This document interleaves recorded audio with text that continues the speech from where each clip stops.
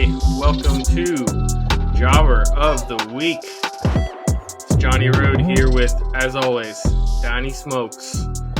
We are here to talk about this week's Jobber of the Week. Now, this is our first official video we're doing for Jobber of the Week.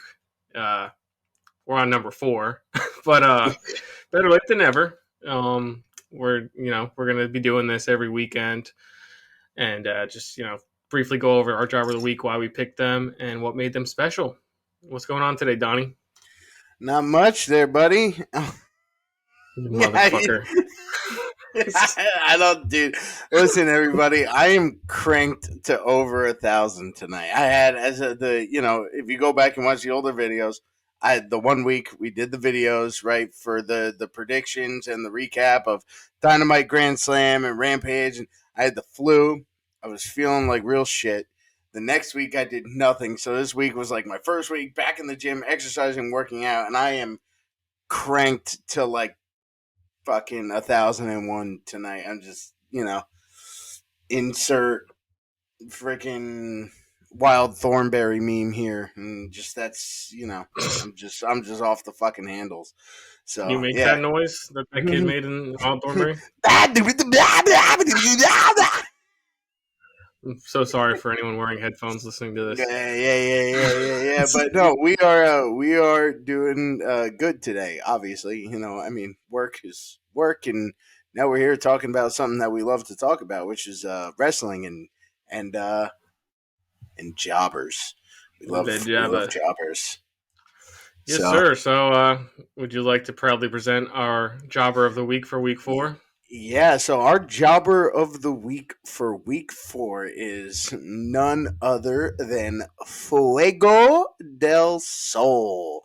Uh, he had, yes, give a round of applause for Fuego del Sol, because I have seen that man for 3 years just get the utter shit kicked out of him in pretty much every match he's ever wrestled in, on Dynamite, physically on TV. It was a match with him and Luchasaurus, and yeah, he was an excellent jobber for Luchasaurus. He sold everything Luchasaurus did phenomenally, made it seem like Luchasaurus was absolutely 100% unbeatable in that moment. Absolutely. Came out to excessive pyro. I just watched it back again earlier just to refresh my memory. Pyro coming out of every orifice of that entrance ramp. It's pretty badass. They're really trying to build him up as a super monster heel, which is cool. Definitely a cool direction, especially with Christian Cage. It's a wonderful heel he is by his side. And in the process, building up people like, Jungle Boy, not building up our Jobber of the Week, Fuego del Sol, but giving him TV time, Like, it's giving him TV time, it's giving him a spotlight on the biggest show on Wednesday, Dynamite. And he did a great job getting the shit beat out of him, Mr. Fuego. Yeah, I'm gonna go into. So they came out, they rung the bell. I think Luchasaurus gave him a good old choke slam, and then he did what's his new Luchasaurus's new signature move called now? Excalibur said the cutthroat. The cutthroat. Yeah, so it was. Uh, it just choke slammed him, picked him up, gave him the cutthroat, pinned him for the 1, 2, 3, and there's your jobber of the week.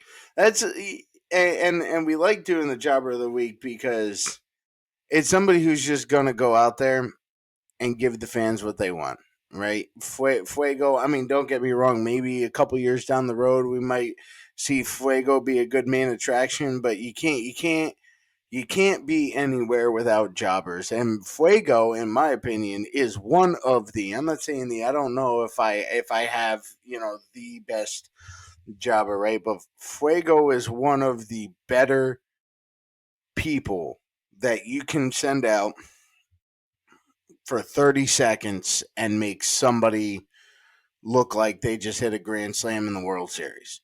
He's going to sell everything you need. And the reason for that is because he loves his job.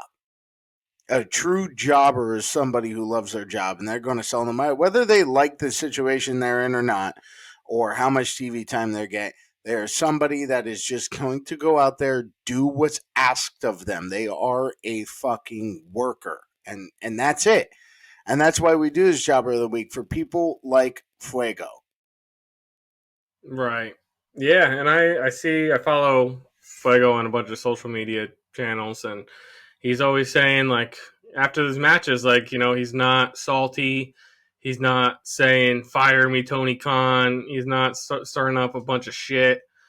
He's honored, and he's like, I will didn't go my way. I will give it my all next time, and that's like a true spoken like a true jobber, And I truly feel Yeah. like one day he will graduate from the jobber, maybe put on a little more mass, learn a few more moves, and he could be the first ever certified luchador from Alabama, from Mobile, Alabama.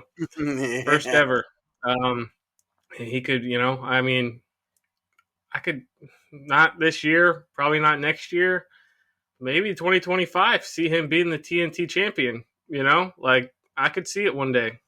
Yeah, and it's not that he's not a good wrestler either. He wrestles still in a bunch of different other amateur promotions. I mean, not to demote any kind of wrestling because it's better than what we can do.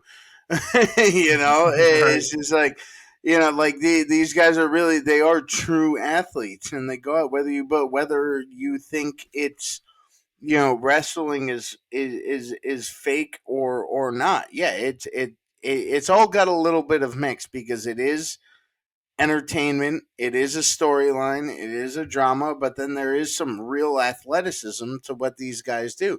And Fuego has a lot of athleticism, and you got to go and find, like Rude said, find his social media and go check out. He's a great wrestler and he's an excellent jobber. That tornado DDT, baby. I want to see Yeah, more of that buddy. tornado DDT. But yeah, so ladies and gents, thank you so much for tuning in to this Jobber of the Week episode. There's much more to come. Every weekend, we're going to be posting one of these up on the YouTubes and yeah, wherever you hear your podcasts, Spotify, Apple Podcasts, Google, wherever, it'll be up there. So, any final thoughts, my friend? Yeah, just like Mr. Rude said, we're on YouTube. We're also on Instagram, Twitter, and TikTok at Jobber Bros. Thank you, everybody. Peace.